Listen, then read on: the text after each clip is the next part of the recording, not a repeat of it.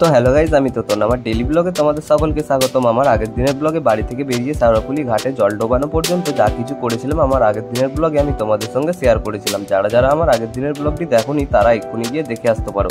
ঘাটে জল ডোবানোর পর থেকে তারকেশ্বর আসা পর্যন্ত যা কিছু হলো আমার আজকের ব্লগে তোমাদের সঙ্গে তুলে ধরলাম। তাই আমার আজকের ব্লগটা একটু স্কিপ না করে পুরো ব্লগটা দেখতে থাকো। আশা করছি আমার আজকের ব্লগটা তোমাদের খুবই ভালো লাগবে।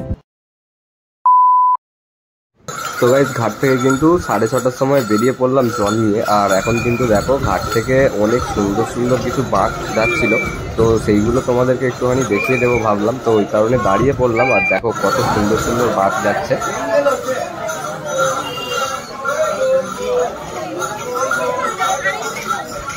তো গাইজ, রাস্তায় বের হওয়ার পর কিন্তু সবার প্রথমে পড়বে একটা ট্রেন লাইন। তো ট্রেন লাইনে তো ট্রেন ছিল, ওই কারণে একটু আস্তে আস্তে যাচ্ছিলাম। আর এখানে কিন্তু পুলিশ প্রশাসন ছিল, তো সবাইকে দাঁড় করিয়ে দিচ্ছিল। তো আস্তে আস্তে রেল গেটটা পার করে নেব।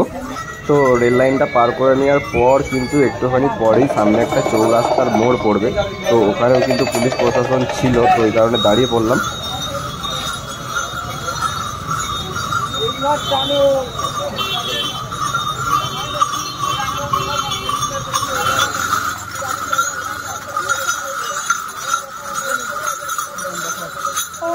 কিন্তু দেখো, শুধুমাত্র ভক্তদের জন্য সব জায়গায় কিন্তু পুলিশ প্রশাসন রয়েছে।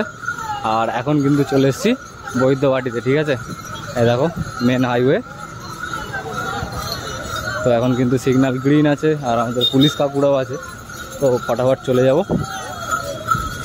সিগন্যাল তো গ্রিন।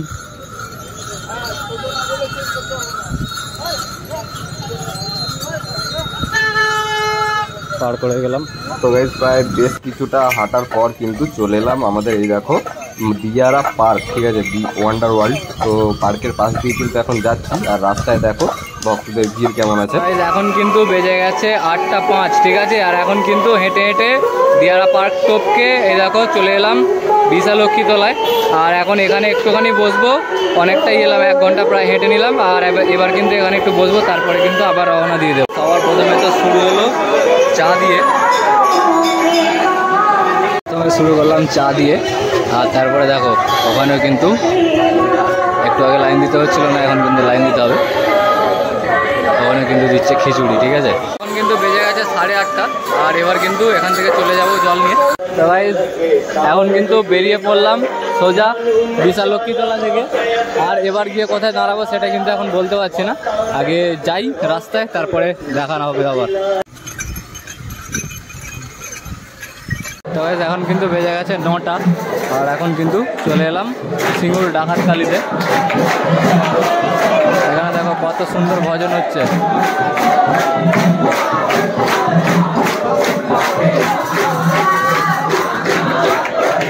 এখানে ভিড় দেখো খালি। ওখানে কিন্তু মা রয়েছে।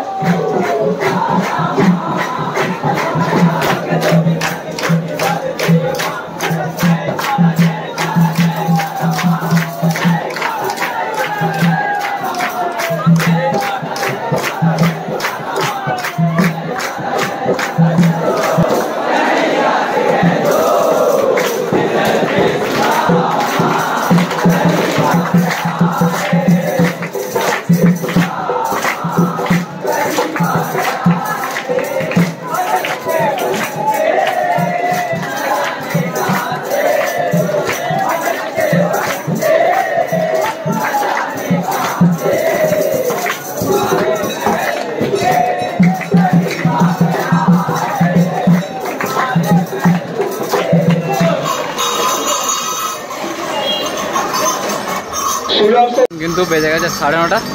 আর এখন কিন্তু চলে এলাম সিঙ্গুরে।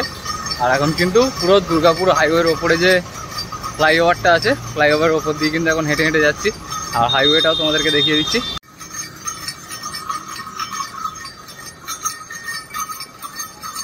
তারকেশ্বর 22 কিলোমিটার। তো এখন কিন্তু বেজে গেছে কটা। তো এখন কিন্তু বেজে গেছে 10:07, মানে 10:10 বাজতে যাচ্ছে।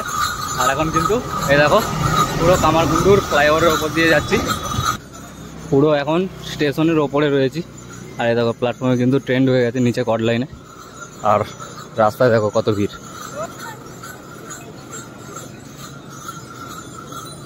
ও সবাই কিন্তু এখানে রেস্ট নিচ্ছে দেখো।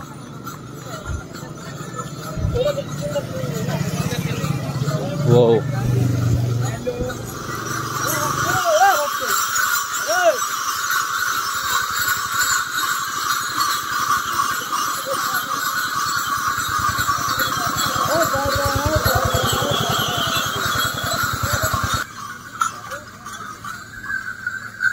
তো গাইস এখন কিন্তু বাজে 11টা, আর এখন দেখো চলে এলাম নালিকুলের গেটে।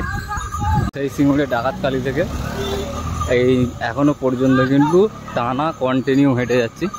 আর রাস্তায় তো কি বলবো, ভক্তদের সমাগম দেখে নাও।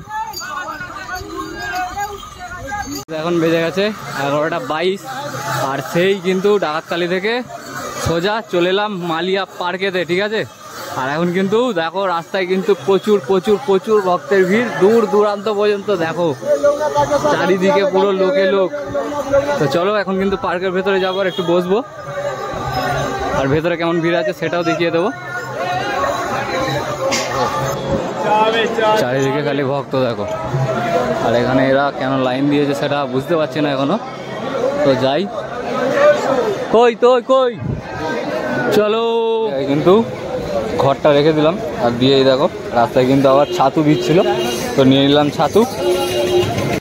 তখন তো বুঝতে পারিনি যে এই লাইনটা কিসের জন্য ছিল, কিন্তু এখন বুঝতে পারলাম এরা কিন্তু এখানেই জল ঢেলে দিচ্ছে। তারকেশ্বরে ঢালবে কিনা সেটা তো আমি বলতে পারছি না, তবে অনেক বড় গোটা পার্কটা জুড়েই কিন্তু পুরো বড় করে লাইন রয়েছে, আর সবাই কিন্তু এখানে জল ঢালছে। আর এখন কিন্তু যেখানে জল ঢালছে সেখানটাতে আমি যাচ্ছি, আর ওখানে গিয়ে তোমাদেরকে দেখাচ্ছি। তোমাদেরকে যে লাইনটা দেখাচ্ছে লাইনটা কিন্তু এই দিক দিয়ে হয়ে পার্কের শেষের ওই দিক দিয়ে হয়ে আবার দেখো এই দিক দিয়ে এসে এখান দিয়ে দেখো বাবা, ওখানে কিন্তু সবাই জলটা ঢেলে দিচ্ছে।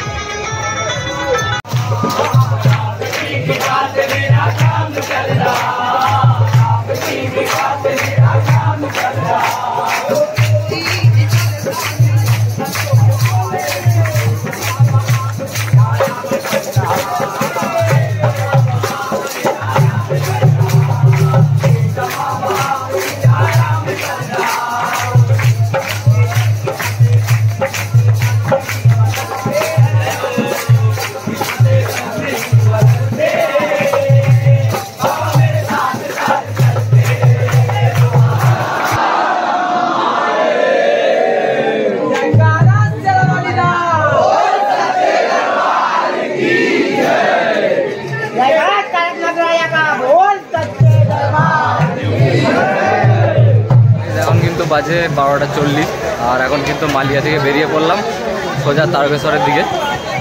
আর এখন কিন্তু রাস্তায় কোথায় দাঁড়াবো সেটা আমি এখন বলতে পারছি না, তো আগে যাই, যেখানে বসবো অবশ্যই দেখাবো।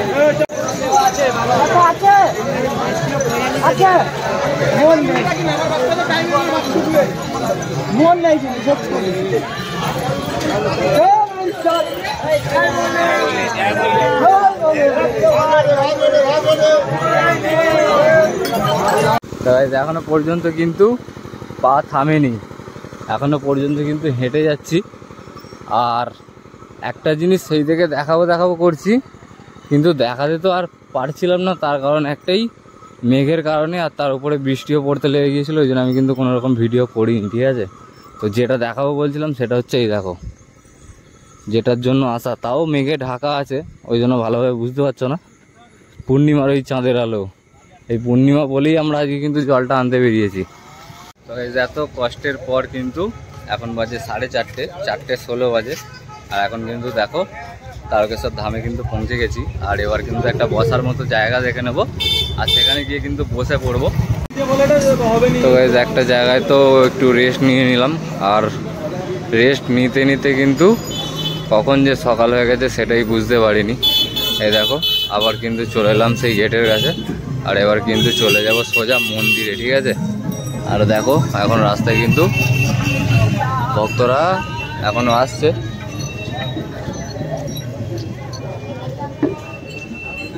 আর এখানে তো যেমনটা দেখতেই পেলে তারকেশ্বরের পুলিশ প্রশাসন তো রয়েছে, আর ভক্তরা কিন্তু পুরো তারকেশ্বর হেঁটে এসে খুবই ক্লান্ত, আমিও খুবই ক্লান্ত, সারা রাত ঘুম হয়নি। তো ওই দেখো সামনে কত ভক্তরা যাচ্ছে। তো এখন কিন্তু যাব সোজা মন্দিরে। আর ফোনে কিন্তু আমার বেশি চার্জও নেই, আর মন্দিরের কাজটাও তোমাদেরকে একটু হয়তো দেখাবো, তারপরে হয়তো ফোনটা আমার মরে যাবে। তো যাই হোক, চলো এখন কিন্তু আমি ব্লগটা স্টপ করলাম।